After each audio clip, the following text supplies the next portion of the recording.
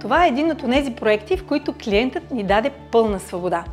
Те са младо семейство и техният първи апартамент. Тя е много организирана, а той обича да делегира. Задачата, разбира се, беше функционалност и уют. Първото ни предизвикателство беше да намерим място за голям гардероб в антреето и да направим голяма кухня в дневната. А решението? Създадохме портал.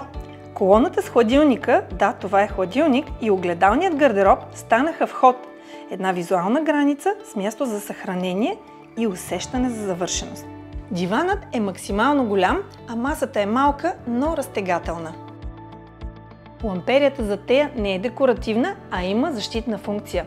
И освен това отделя двете зони. Избрахме светли тонове за мазилката, а завесите преливат същия нюанс. По този начин създаваме фон, който не натоварва. В кухнята предвидихме голяма шкаф-колона, в която да скрием малките уреди. По този начин плотът ни остава свободен и удобен за работа.